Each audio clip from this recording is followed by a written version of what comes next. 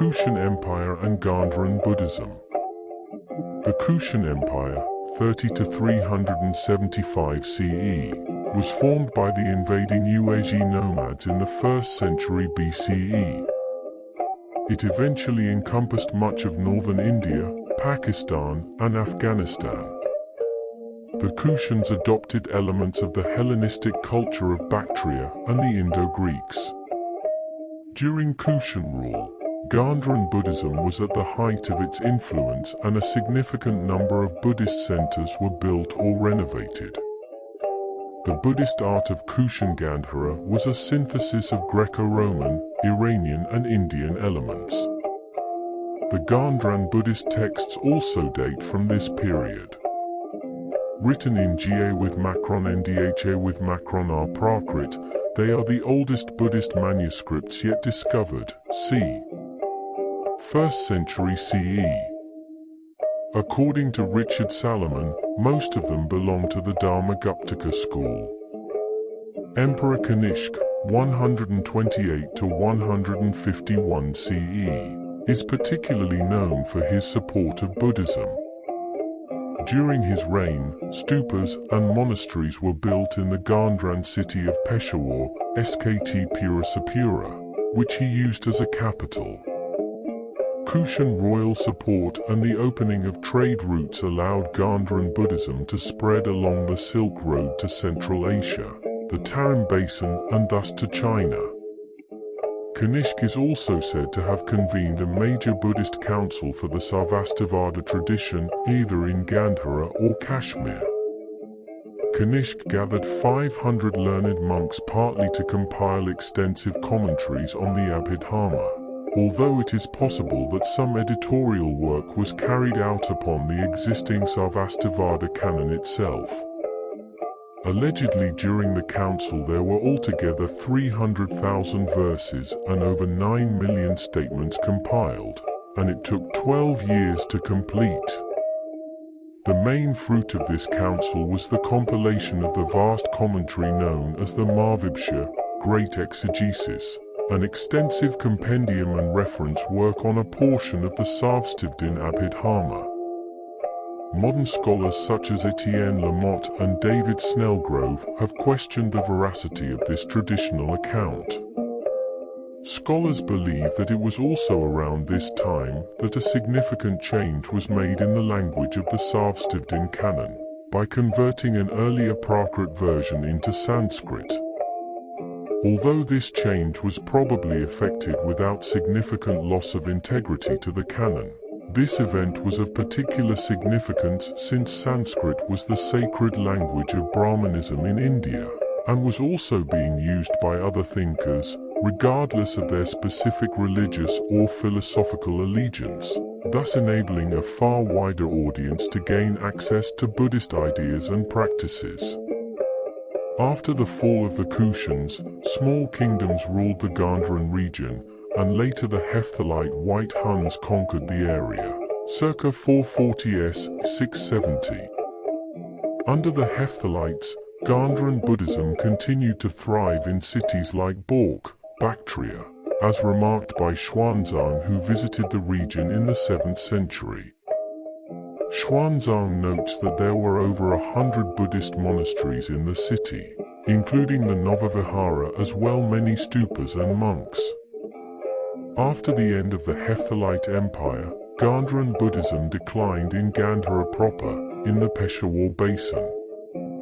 However, it continued to thrive in adjacent areas like the Swat Valley of Pakistan, Gilgit, Kashmir, and in Afghanistan, in sites such as Bamiyan. Spread to Central Asia. Central Asia was home to the international trade route known as the Silk Road, which carried goods between China, India, the Middle East and the Mediterranean world. Buddhism was present in this region from about the 2nd century BCE. Initially, the Dharmaguptaka school was the most successful in their efforts to spread Buddhism in Central Asia. The Kingdom of Khotan was one of the earliest Buddhist kingdoms in the area and helped transmit Buddhism from India to China. the Kushan Empire's unification of most of this area, and their support of Buddhism allowed it to easily spread along the trade routes of the region throughout Central Asia. During the 1st century CE under the Kushans, the Sarvastivada school flourished in this region, some of the monks also bringing Mahāyāna teachings with them. Buddhism would eventually reach modern-day Pakistan, Kashmir, Afghanistan, Uzbekistan, Turkmenistan, and Tajikistan. As Buddhism reached many of these lands, Buddhists began to translate and produce texts in the local languages, such as Khotanese, a Middle Iranian language, Sogdian, also Iranian, Uyghur, Turkish, Tangut, Tibetan, and Chinese. Central Asians played a key role in the transmission of Buddhism to China. The first translators of Buddhist scriptures into Chinese were Iranians, including the Parthian and Shigao, c. 148 CE, the Yuezhi Jiqian and Kang Senkai, from Samarkand. 37 early translators of Buddhist texts are known, and the majority of them have been identified as hailing from the Iranian cultural sphere. The Zoroastrian Sasanian Empire, 226 to 651 CE, would eventually rule over many of these regions, such as Parthia and Sogdia, but they tolerated the Buddhist religion. However, during the mid-7th century, the Arab conquest of the Iranian plateau followed by the Muslim conquests of Afghanistan, and the later establishment of the Ghaznavid kingdom in Central Asia, c. 977 to 1186, led to the decline and eventual disappearance of Buddhism from most of these regions. Buddhism also flourished in the eastern part of Central Asia, like the Tarim Basin. Indians and Iranians lived in major cities of this region like Kasha and Khotan. The region has revealed extremely rich Buddhist works of art as well as Buddhist texts such as those found in Dunhuang. Serindian art is highly reminiscent of the Gandhran style, and scriptures in the Gandhri script Karo have been found. The Yugas conquered the area in the 8th century and blended with the local Iranian peoples, absorbing the Buddhist culture of the region. They were later absorbed by the Mongol Yuan dynasty. Many printed Buddhist texts from the region date to the Yuan, and they were printed in the Yugur, Shishya, and Sanskrit languages. The Yugas also restored cave temples and repainted Buddhist wall paintings such as at Bezeklik. Yugur Buddhism was the last major Buddhist culture in Xinjiang, and it lasted until the mid-14th century. After the Islamicization of Xinjiang, Buddhism ceased to be a major religion there. Gupta and Pla eras. Buddhism continued to flourish in India during the Gupta Empire, 4th to 6th centuries, which brought order to much of North India. Gupta rulers such as Kumaragupta I, c. 414 to 455 CE, supported Buddhism. He enlarged Nalanda University, which became the largest and most influential Buddhist university in India for many centuries. Great Buddhist philosophers like Dignaga and Dharmakirti taught philosophy there. Nalanda remained a central place for the study of epistemology, pramana. Another major Buddhist university was Vallabhi, in western India, which was second only to Nalanda in the 5th century. This influential university was founded and supported by the Maitraka dynasty. It was mainly a center of Sravakayana Buddhism, that is, non-Mahāyāna, but was also a place for the study of numerous subjects including secular topics of higher education, such as medicine, logic and grammar. The influence of the Gupta style of Buddhist art spread along with the faith from Southeast Asia to China. During this period, Chinese pilgrims also visited India to study Buddhism.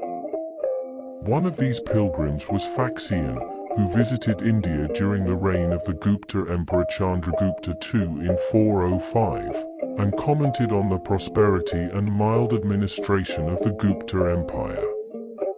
Another Chinese traveler who reached India after the end of the Guptas in the 7th century was Xuanzang.